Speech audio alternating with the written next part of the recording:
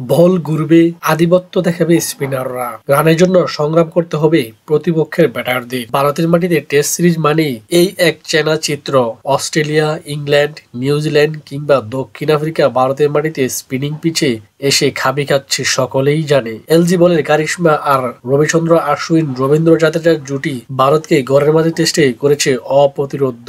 একই অবস্থা আবার দেখা যাবে বাংলাদেশের বিপক্ষে সিরিজেও। ভারতের গণমাধ্যমের তথ্য বলছে প্রথম টেস্টের জন্য চেন্নাইয়ে রীতিমতো মরণ ফাঁদ তৈরি করেছে ভারত। থাকবে সেই চিরচেনা লাল মাটির পিচ, তাতে সুইং আর স্পিন দুটোই থাকবে। রবীন্দ্র অশ্বিন এবং রবীন্দ্র জাদেজারা বাংলাদেশের সিরিজের ক্যাম্পে যোগ দিয়েই লম্বা সময় পার করছে পিচে। রবীন্দ্র জাদেজা এবং রবীন্দ্র অশ্বিন সকালের সেশনে লম্বা সময় বোলিং করেছে লাল মাটির পিচে। গৌতম গম্ভীর চেয়েছে ক্লোজ ডোর অনুশীলন, তাই ভেতরের ছবি আর অনুশীলন সম্পর্কে খুব বেশি ধারণা পাওয়া যায়নি। তবে যতখানি ছবি সামনে এসেছে তাতেই এইরকম অনুমান করা যায়। আরো একবার স্পিন সহায়ক পিচ তৈরি করছে ভারত। চেন্নাই চিপাকে পিচে সর্বশেষ রেকর্ড বলছে লাল মাটির এই পিচে বোলারদের জন্যই বেশি সুবিধা হয়ে থাকে। তবে এখন দেখার বিষয় বাংলাদেশি ব্যাটাররা ভারতীয় স্পিনকে কিভাবে খেলে থাকেন।